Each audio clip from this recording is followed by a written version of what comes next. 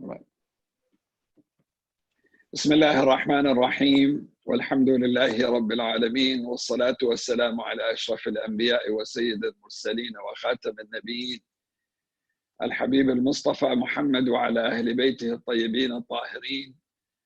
Wa sahabatihi al-kiram al-muntajabin. In the name of God, the compassionate, the merciful, all the praise be to God.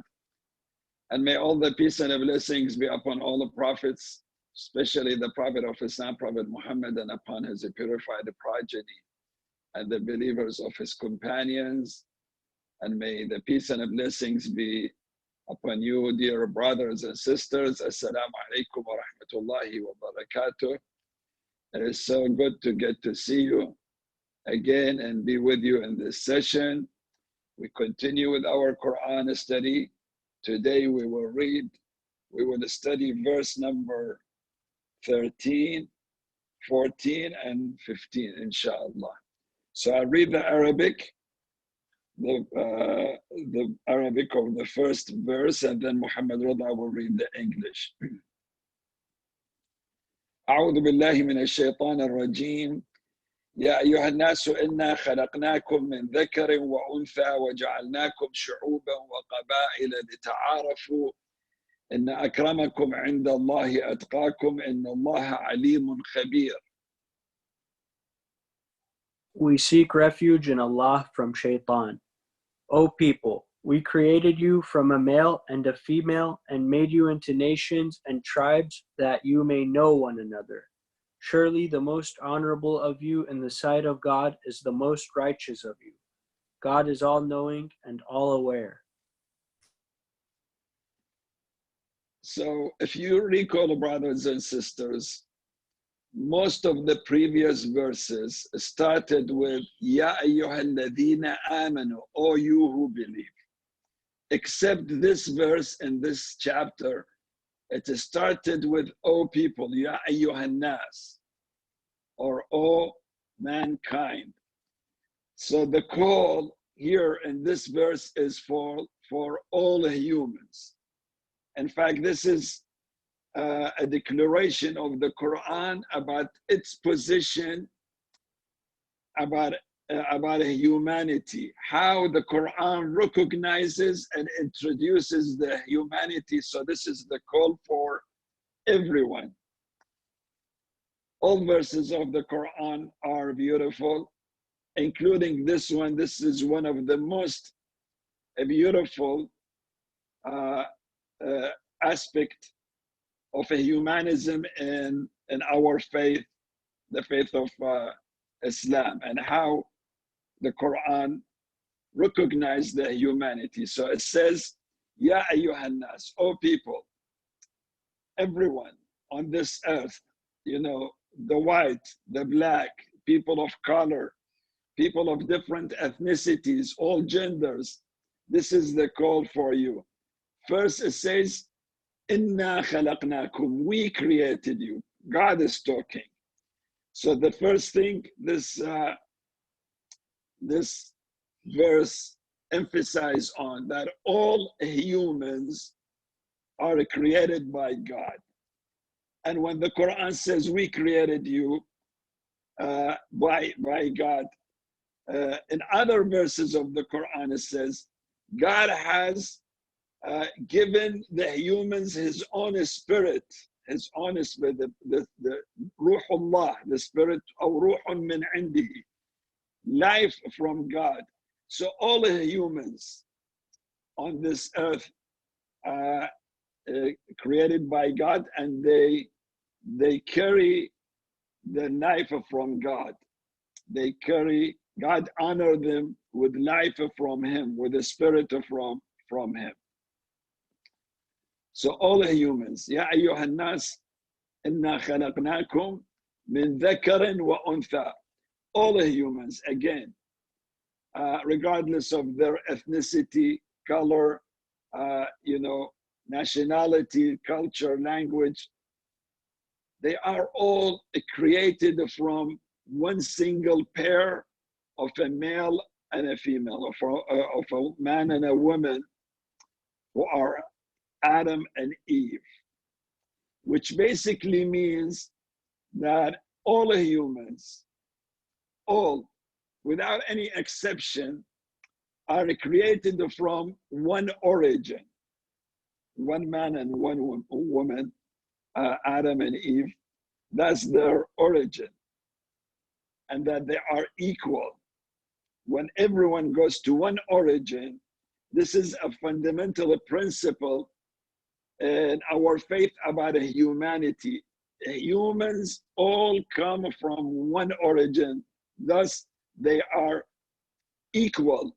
No one superior to another, and they are created from one substance. So in Islam, all come from one origin. If in other faiths, I don't know if there are, but if there are any culture or a school of that or religion that says some humans are created from different substance, different origin, others are from other origins, so on and so forth, Islam disagrees with that. All humans, regardless of their social status, their culture, their color, their language, their faith, they are all created by God from one origin. So this is number one. This is what we learn from this verse. Number two, it says male and female. God has created the humans from male and female, which means that the cellular unit of the humans that may produce children is called the family, is made from a man and a woman, from a male and female, united in marriage. Through marriage, they create a family and they bring kids. So this is basically the simple unit of the society that called family, and brings offsprings and make children. This is how, this is what we learn from this verse. Again, so far the verse says, Ya ayyuhan nas, the call to all humans.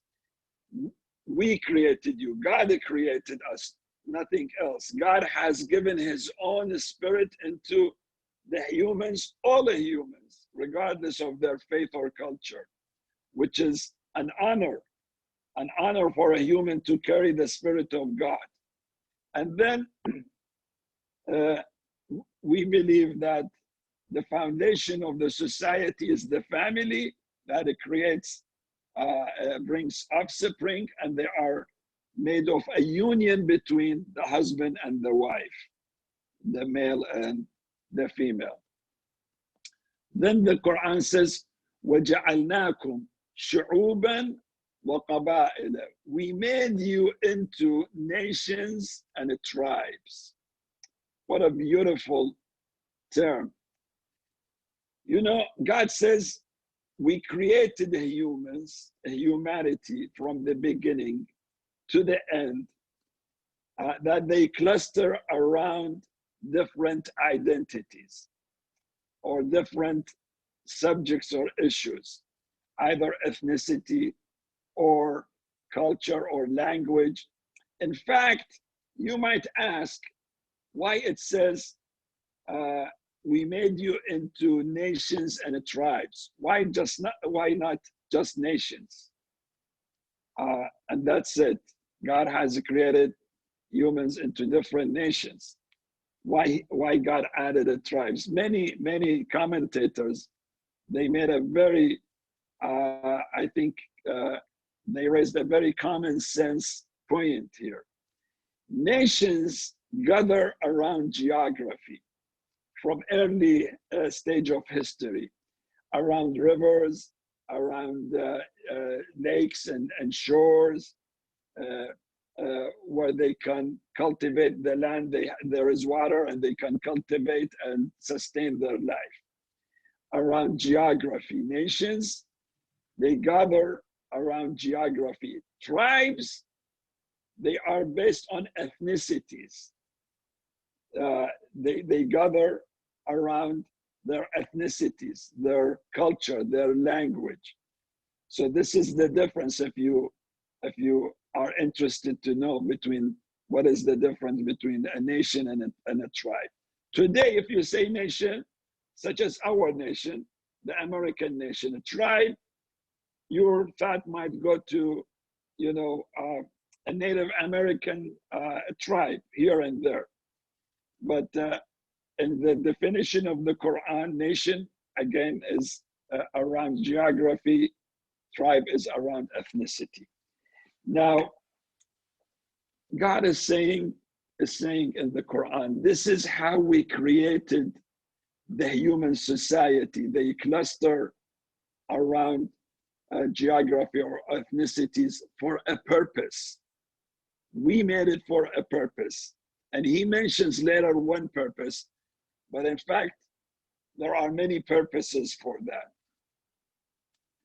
What are the purposes? Diversity, diversity of the human community.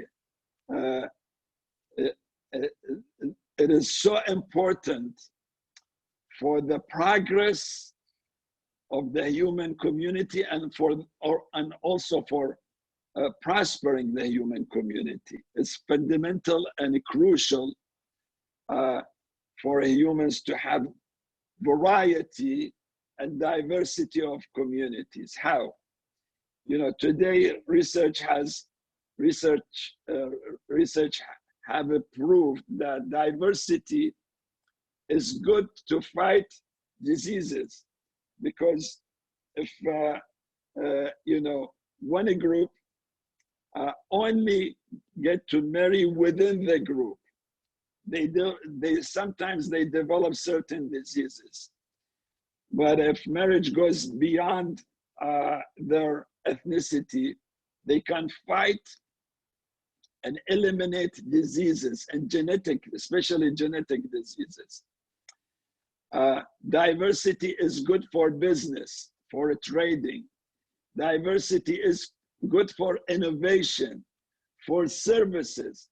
So God has created this diversity, not among humans alone. Our earth is full of diversity. Just look at the seasons that we have. We have winter, spring, summer, and fall. Look at the land. We have desert, we have mountains, we have forests, we have oceans, we have rivers, we have seas. Look at the food. How many fruits are on earth? How many animals on earth? How many colors on earth? All these bring beauty to our beautiful earth and make life fun. And part of this, the diversity within the human race. So the Quran not only acknowledges and accepts diversity between the human race, in fact, encourage it, and also believe it is so important for the progress and the prosperity of the human community. So God says, one more reason for this diversity, لِتَعَارَفُوا. I made you into nations and tribes so you get to know one another. Such a beautiful term, to know one another, not to fight one another. When you know somebody, when you know another culture, when you learn something good, you implement it in your life. We learn variety of things. Let's take the cuisine. You get to know different cultures. You might like one dish of that culture. For example, sushi. I'm not that familiar or fond of sushi, but I know members of my family, they love it. Just an example. So this is something that is we got to learn from other cultures. we get to use it. It is healthy, it could be delicious. And there are a variety of other aspects. This is what cultures can give to one another. When we learn, we in fact take the best of that culture and implement it or use it in our own life or in our own community. So we learn from one another. And also, to get to know somebody, you might work with one another. You might create a team to face certain mutual challenges. So not only incorporating the best, but also creating a team of harmony and cooperation. So the purpose of diversity is to know one another, not to fight. Unfortunately, throughout history, a lot of powers, including Muslims, have abused this beauty of the human race diversity. They conquered, they occupied, they dominated other cultures, other nations. They robbed other cultures and nations. They forced them into changing their culture, their history, their language. We've seen this, unfortunately. But God says that was not the purpose of diversity within a human race. The purpose is that every culture would complement one another, would give service to one another. Today, you at your home in California or in Canada or in Europe or Africa or Asia, whatever, you might enjoy spices from a certain region. You might enjoy silk. The ladies might wear a silk garment that comes from another region. You might enjoy a beautiful carpet and rug in your home that comes from another region, or cashmere, or cotton. You may wear a dress that the cotton was produced in another. So these are the benefits of diversity. Every community is specialized in one product or one services that can offer to the rest of the humans. And then it says, "Inna akramakum indallahi atqakum." The most honored of you in the sight of God. The most honored of you in the sight of God. So this is basically, it's not for us to know who is honored. God knows. God knows. This is not for us to judge or even to know. God knows. God says, the best of you, the most honored of you in my sight are not those who have certain color or eye color, or those who carry certain citizenship or a passport, or they have such amount of money, or they are a president or CEO, or they have this company or this job, or they are from this race or that race, this family, or no, none of that. Because it already said God has created into different cultures and subcultures and nations and sub-nations.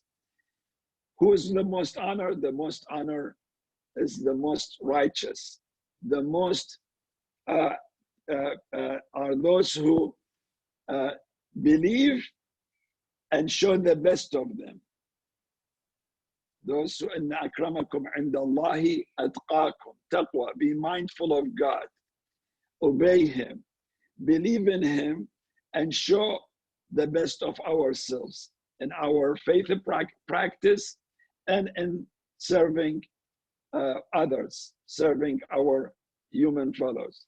So this is basically a declaration, a principle number one about the humanity in the Qur'an. This is how Qur'an recognizes the humans beyond the boundaries of faith and culture and race and colors. They are all equal. Those are created to be diverse. It is meant to be diverse. Quran acknowledges and encourages that, and it is a fundamental aspect of the human race for them to progress and to prosper. I believe every single Muslim has to memorize this verse. This is something every one of you brothers and sisters should be proud that Islam, your faith, does not classify people into, first class and second class and lower class or upper class. No, they are all equal. They are from all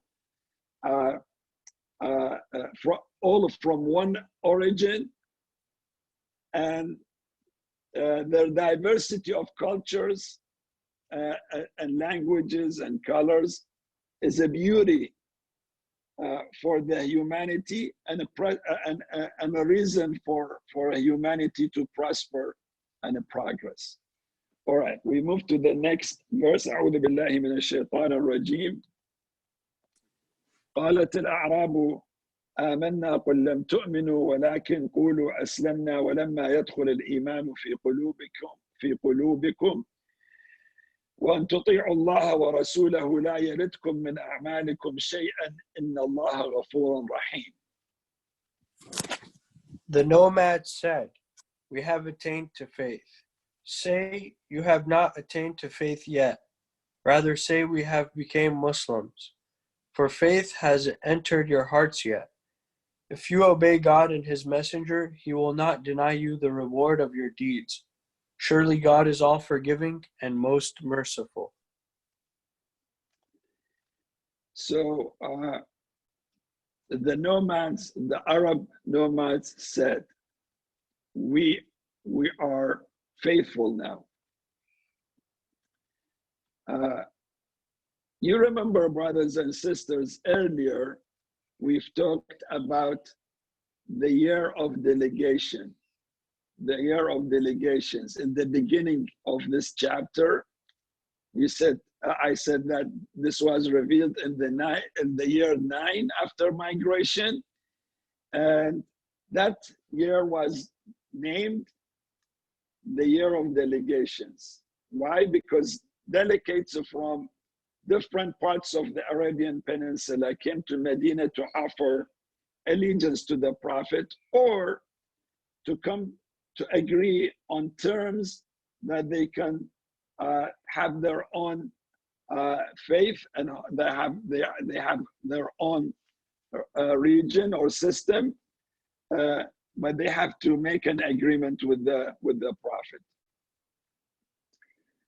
So among those groups that came that year, a group from a tribe called Bani Asad. Again, Bani Asad is one of the biggest tribes in the Middle East among the Arabs, even today. A group of them came at that year from the desert. Those who live in the desert, in Arabic, they are called A'rab, not Arabs. A'rab. Arabs are the Arabs. A'rab are the nomads, whether, scholars of linguistics and of Arabic especially, they say this word means all the nomads, all those who live in the desert, or those who continuously move from one place to another. They are called Arab, regardless of their language. But in this case, they were Arab nomads. They came, or what is known as Bedouins. They came to the Medina. Now, when they talked to the Prophet, they talked in a way as if they are doing favor to the Prophet by accepting the faith.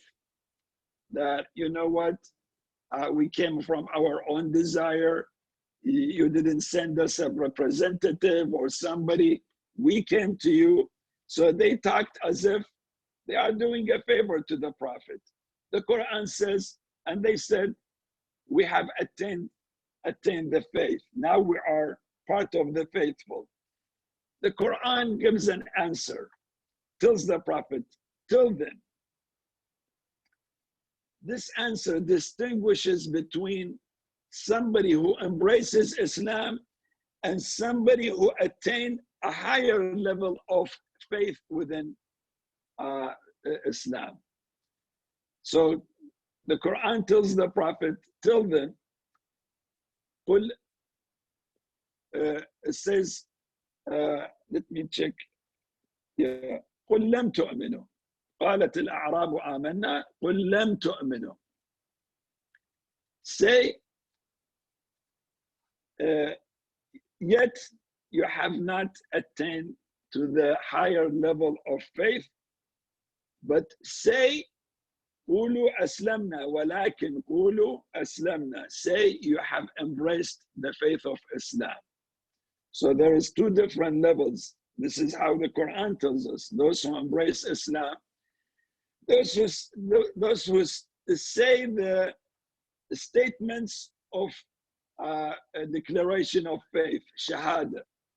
If you say, I testify that I bear witness that there is no God but Allah, and I bear witness that Muhammad is his messenger, you are Muslim, that's it. You are Muslim. But for faith to occupy your heart, the verse says, وَلَمَّا يَدْخُلُ الْإِيمَانُ فِي قُلُوبِكُمْ. Iman has not occupied your heart yet. This will take time for faith, for strong commitment to the faith to occupy your mind and your heart and your attitude and your behavior. It will take time. So this is what the Quran distinguishes between somebody who just says, I am a Muslim. There are people who just accept the faith and declare the shahadatain, the two statements that I just mentioned. Or those who are born in a Muslim family. Those are Muslims.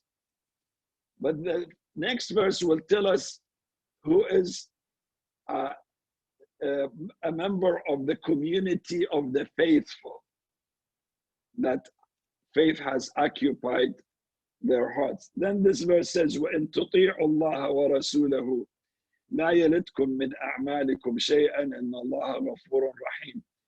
However, if you obey God, and this is what is meant by embracing Islam, if you obey God and obey his messenger, because his messenger brings the command of God, God will not deny you your rewards, what you earn because of your practices and because of your faith. God will reward you for all of that, for God is out forgiving and most merciful.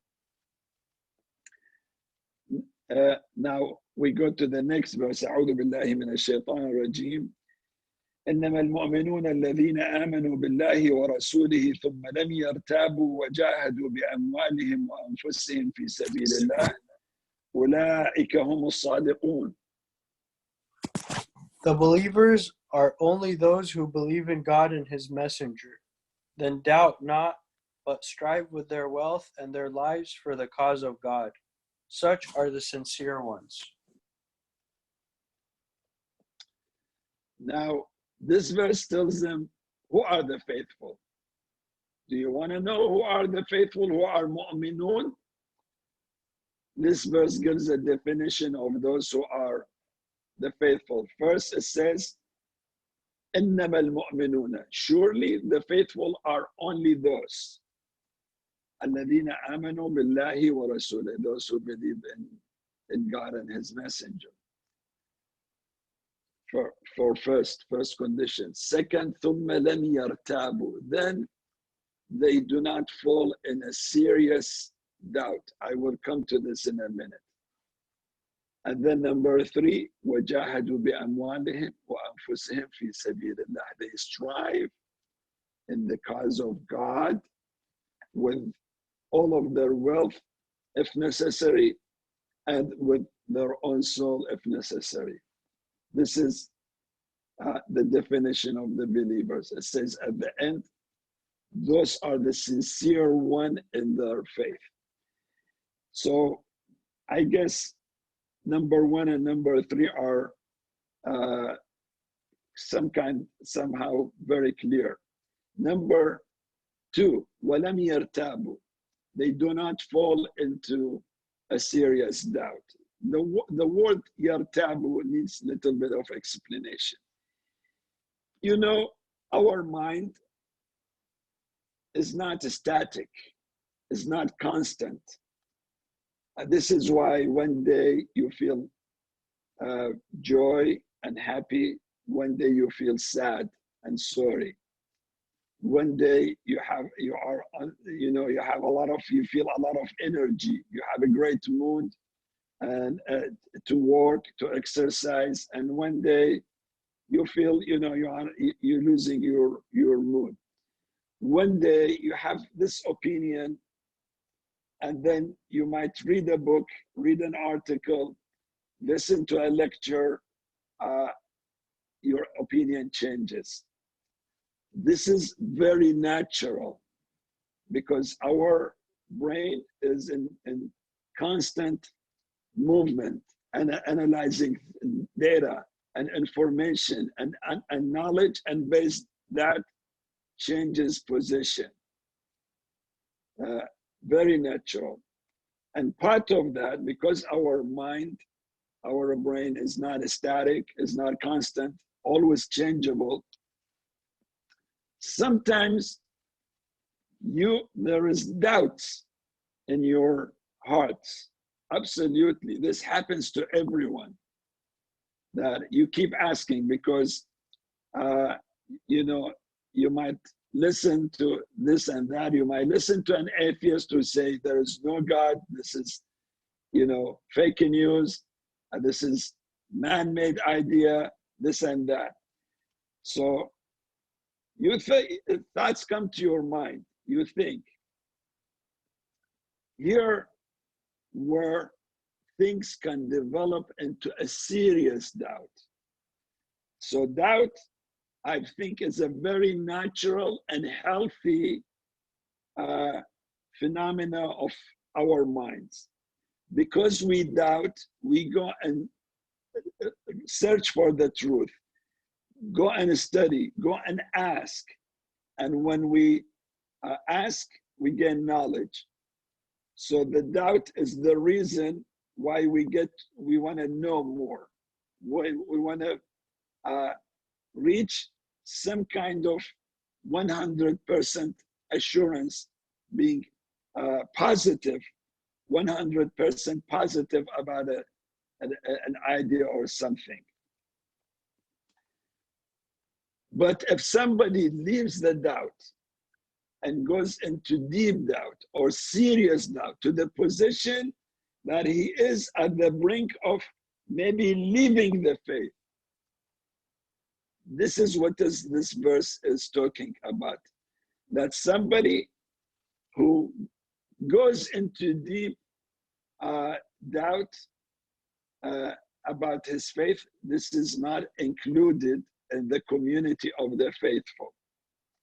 So again, before I conclude with today's session, and especially with this chapter, doubt is very normal and natural, and I believe is very healthy, because it should, in most cases, motivate us to search for the truth. God has given us, so we always continue to search for the truth.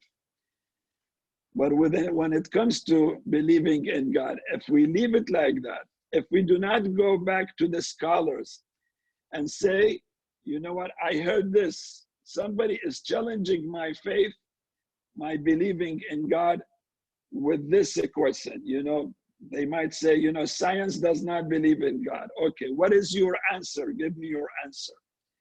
So you get their answer to gain, to equip yourself with knowledge of the faith. This is what is meant. But if you leave it like that, you only listen to one source and not equip yourself with the whole knowledge from the other side, this is when somebody can fall into serious doubt and be out of the community of the faithful. They might still call Muslims because they declare unless they publicly say, I am not Muslims and not Muslim anymore. So this is basically the definition of the believers. We'll continue with the last 3 verses in this chapter tomorrow, inshallah.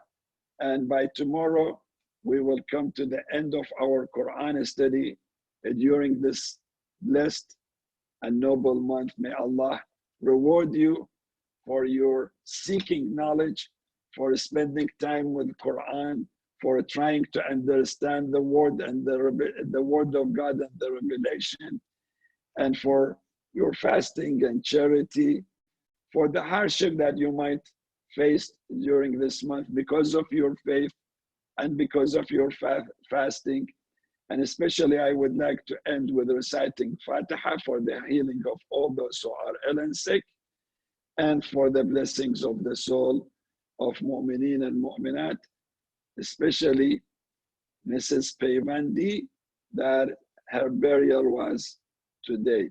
Bismillah ar-Rahman ar-Rahim, alhamdulillahi rabbil alameen, ar-Rahman ar-Rahim, مالك يوم الدين إياك نعبد وإياك نستعين اهدنا الصراط المستقيم صراط الذين أنعمت عليهم غير المغضوب عليهم ولا الضالين. صلوات. اللهم صل على محمد وآل محمد. I'm sorry, I forgot to ask if there is a question.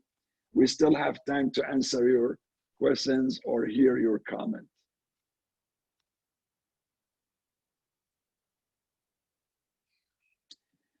All right, then I will see. Can you hear me? Yes, go ahead, please. Okay. Sorry, I had problem with my audio, but I'm glad that you can hear me now. I want to ask you about the night of power, the night of the 27th. Yes. What's the significance of that? Because a lot of our Sunni brothers, and even I think ICCNC are celebrating it. Yes. So why is it that, like in the Shiite tradition, we're not commemorating that night? Yes. So for your information, the night of the eve of the 27th is also might be one of the night of, possibly one of the night of power. However, there might be some people who think this is the only night, 27. It is the night of power. But we, in fact, nobody knows. This is all based on certain narrations that they assume night of power is within the last 10 nights of Ramadan. The Quran says during Ramadan. Which night we do not know. Based on certain narrations, we assume during the last 10 nights. Based on other narrations, we assume it is during the odd eves of odd days, the eves of odd days. And now there is the differences between the school of thoughts. In the Shia Muslim community, the focus is on the 23rd.